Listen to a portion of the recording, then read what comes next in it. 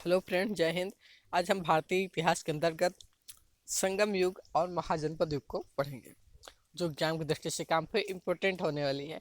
हमने उन प्रश्नों का हल पे एग्जिस्ट किया है जो भी कंप्यूटर एग्जाम में बार बार पूछे गए हों, ताकि जो आगामी एग्जाम हो सके उसके लिए आपके लिए बेहतर साबित हो सके। तो आप लोग वीडियो कंटिन्यू देखिएगा ताकि आप लोगों का कोई भी कंफ्यूजन ना रहे, अपना एग्जाम अच्छा से क्रैक कर पाए। अगर वीडियो पसंद आती है तो वीडियो को लाइक करिएगा, अपने दोस्तों तक शेयर करिएगा और कमेंट बताइएगा कि आपको वीडियो कैसा लगा। तो ज़्यादा देर न करते हुए प्रश्नों की तरफ चलते हैं। पहला प्रश्न है, संगम युगीन इतिहास जानने के मुख्य स्रोत क्या थे? तो जो संगम युग का इतिहास जानने का जो मुख्य स्रोत था वो संगम साहित्य था। जो संगम युगीन साहित्य था उसके से हम क्या है उसके इतिहास की जानकारी हमें प्राप्त होती है। और जो संगम साहित्य के इतिहास कहाँ का था, वो तो संगम साहित्य वो दक्षिण भारत के इतिहास की जानकारी हमें प्राप्त होती है। संगम साहित्य में किसे महाकाव्य स्वीकार किया गया है? शिल्पाधिकारम को। शिल्पाधिकारम क्या था? दक्षिण भारत का क्या है? महाकाव्य था। जो संगम साहित्य में व्याकरण की दृष्टि से संगम युग का सर्वाधिक महत्वपूर्ण रचना कौन सी थी है? तो तुल्कापीपयम था। तुल्कापीपयम था। संगम साहित्य का संकलन 3 संगमों में किया गया। तीनों संगमों का आयोजन किस वंश के शासकों के संरक्षण में किया गया? तो कौन सा शासक था? तो पांड्य शासक था। संगम साहित्य का प्रमुख विषय श्रृंगार था वीर गाथा है। इससे क्या कहा जाता है? अहम एवं पुरम। संगम का तात्पर्य क्या होता है? तमिल भाषाओं के विद्वानों जो सभाएं होते हैं उसे संगम साहित्य का क्या है तात्पर्य होता है। इसका यानी अर्थ होता है कि जो तमिल भाषा के जो विद्वान होते हैं उनके सदस्यों की सभाएं होती है उसे ही संगम कहा जाता है। संगम युगीन दक्षिण भारत में भगवान विष्णु की तुलना किस देवता से की गई है? तो मयू देवता से। तमिल काव्य का ओडिसे कहा जाता है मणि मेकलाई को। तमिल काव्य का इलियड कहा जाता है किसे? शिल्पाधिकारम को। तमिलों के सबसे प्राचीन देवता कौन थे? मुरुगन थे। संगमयुगीन सेनानायक को क्या कहा जाता था? तो एनाडी। संगम युग में मंत्रियों को क्या कहा जाता था? अमेचार। संगम युग में न्याय का कार्य पुरोहित क्या नहीं करता था? संगम युग में डराब क्या था? तो राजाओं को दिए जाने वाला जो है उपहार था इराबू। संगम युग में कराई क्या था? तो एक प्रकार का भोकर था। संगम युग में किस प्रकार के गांवों को मुडुर कहा जाता था? पुराने गांव को। संगम कालीन साहित्य में कौन को एवं मनन को किसे के लिए प्रयुक्त होता था? कौन को एवं मनन को। तो प्रजा के लिए, राजा के लिए था। संगम युग में राजा की सभा का सबसे बड़ा न्यायालय कहलाता था क्या था? तो मनरम था। संगम युग में ओरर या वय किसे कहा गया है? तो गुप्तचर को वय या ओरर कहा गया है। संगम युगीन समाज में किस व्यवस्था का भाव था? तो वर्ण व्यवस्था का। संगम युग में अष्टादश लघु उपदेश गीत कुरल किसकी रचना थी? तिरुवल्लुवर। वल्लुवर। धार्मिक कविताओं का संकलन कुरल किस भाषा में है? तो तमिल भाषा में। संगम युगीन विद्यार्थियों को क्या कहा जाता था? पिल्ले कहा जाता था। किसने उल्लेख किया कि नंदू ने अपना कोष गंगा की धारा में छुपा रखा था? मामूल नार ने। दक्षिण भारत में ईसा पूर्व किस साम्राज्य का विकास हुआ? तो उसमें आते हैं चोल, उसके बाद पांडे, फिर चेत शासक आते हैं। चोल वंश का प्रमुख केंद्र था तंजौर। पांड्य वंश का बात करें तो मंदुरई था। पांड्यों का सर्वप्रथम उल्लेख किसने किया? टालेमी ने। पांड्यों की प्रारंभिक राजधानी कहाँ थी? कोरकै में। प्रथम शताब्दी में पांड्यों ने किसे अपनी राजधानी बनाया? तो मंदुरई को। चोल शासकों में सर्वप्रथम शासक कौन था? करिकाल था। किस शासन ने श्रीलंका को विजित कर श्रीलंका पर 50 वर्ष तक शासन किया? तो एलारा। दक्षिण भारत का प्रसिद्ध तक्कोलम का युद्ध किसके बीच हुआ? जिसे हम तालीकोटा का भी युद्ध कहते हैं, चोल एवं राष्ट्रकूटों के मध्य।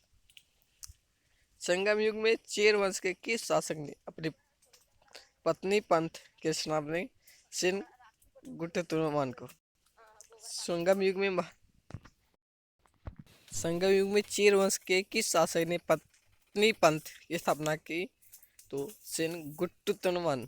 संगम युग में महत्वपूर्ण व्यापारिक केंद्र प्रतिस्थापन किस नदी के किनारे अवस्थित है? गोदावरी। आधुनिक कावेरी पत्तनम की स्थापना किसके द्वारा की गई? करिकाल के द्वारा। किस राजाओं ने राजवंशों में शासक अपने शासनकाल में ही अपना उत्तराधिकारी घोषित कर देते थे? तो चोल में। अब देख लेते हैं महाजनपद युग मगध साम्राज्य एंड सिकंदर का आक्रमण। इसमें पहला प्रश्न है कि इसमें 16 महाजनपदों की सूची उपलब्ध है अगुंतर निकाय में। 6ठी शताब्दी ईसा पूर्व की किस महाजनपद की राजधानी का नाम महाभारत एवं पुराणों में मालिनी मिलता है? अंग हो जाएगा वह। 6ठी शताब्दी ईसा पूर्व में चेदी महाजनपद की राजधानी कहाँ थी? शक्तिमती। 6ठी शताब्दी ईसा पूर्व में ऐसा कौन सा महाजनपद था जहाँ पहले राजतंत्र था किंतु बाद में गणतंत्र स्थापित हो गया? तो वज्जी में। 6ठी शताब्दी ईसा पूर्व में प्रसिद्ध नगर कान्यकुब्ज किस राज्य में स्थित था? पंचाल में।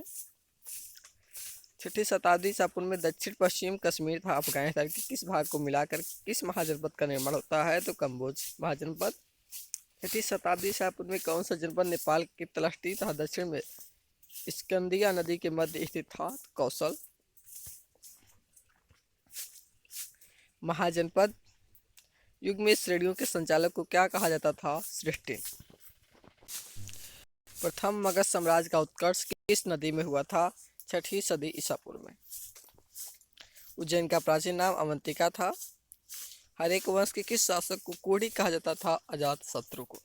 इस शासक ने गंगा एवं सोन नदियों के संगम पर पाटलिपुत्र नामक नगर की स्थापना की? तो उदयनी यानी उदयभद्र। नंद वंश का संस्थापक महान नंदीवर्धन था। मगध की प्रथम राजधानी गिरिव्रज या राजगिरी। किस शासक द्वारा सर्वप्रथम पाटलिपुत्र को राजधानी बनाया गया था? तो उदयभद्र यानी उदयन के द्वारा। मगध का कौन सा राजा सिकंदर महान का समकालीन था? तो घनानंद था। नंद वंश का अंतिम सम्राट घनानंद ही था। किसे उग्रसेन कहा जाता था? तो महापद्यम नंद को। मगध के राजा अजातशत्रु का सदैव किस गणराज्य से युद्ध होता रहता था? लिच्छवी गणराज्य से। बिंबिसार ने अपने राजवैदक जीवक को किस राज्य के राजा की चिकित्सा के लिए भेजा था? तो अवंती। किस शासक ने अवंती को जीतकर मगध का हिस्सा बना दिया? तो शिशुनाग ने। कल्पसूत्र की रचना किसने की थी? तो भद्रबाहु ने। शिशुनाग वंश का अंतिम शासक कौन था? नंदीवर्धन। बिंबिसार ने किस वंश की स्थापना की थी? तो हर्यक वंश की। बिंबिसार मगध की गद्दी पर कब बैठा? 545 ईसा पूर्व में। बिंबिसार की हत्या किसने की थी? तो अजातशत्रु ने। उसके पुत्र जो थे अजातशत्रु 413 में गद्दी पर बैठा था। अजातशत्रु का जो सुयुग मंत्री था तो वह वत्सकार था। अजातशत्रु ने किस गणराज्य को मगध में मिलाया था? लिच्छवी गणराज्य। अजातशत्रु किस धर्म के अनुयायी था? जैन धर्म का। हर्यक वंश का अंतिम शासक की बात करें तो नागदशरथ था। शिशुनाग ने अपनी राजधानी कहाँ बनाई थी? तो वैशाली में। नंदवंश का विनाश किसने किया? चंद्रगुप्त मौर्य एवं उसके गुरु चाणक्य में मिलकर। सिकंदर के पिता का नाम फिलिप था। उसका जन्म हुआ था 356 ईसा पूर्व में और उसके गुरु का नाम अरस्तु था। सिकंदर ने भारत में किस आक्रमण किया था? विश्व विजेता बनने के लिए। सिकंदर ने भारत पर कब आक्रमण किया? सेल्यूकस निकेटर के साथ किया था। सिकंदर का भारत में सफलता के क्या कारण है? 326 ईसा पूर्व में आक्रमण किया था। जो सफलता कारण था वह सेल्यूकस निकेटर था। सिकंदर का प्रधान सेनापति का नाम क्या था? तो सेल्यूकस निकेटर था। यहाँ पे क्या है? उत्तर हो गया है। सिकंदर आक्रमण कब किया? 326 ईसा पूर्व में। तो सिकंदर ने सफलता क्यों मिली थी? तो वह एक अच्छा प्रशासक था। उसके सेनापति का नाम सेल्यूकस निकेटर था। तो फ्रेंड्स आज का वीडियो हम समाप्त करते हैं। आई होप आपको वीडियो अच्छी लगी होगी। वीडियो पसंद है वीडियो को लाइक करिएगा, शेयर करिएगा, अपने दोस्तों तक शेयर कमेंट में बताइए कि आपको वीडियो कैसा लगा। तो थैंक्स इसी प्रकार वीडियो को देखते रहिए।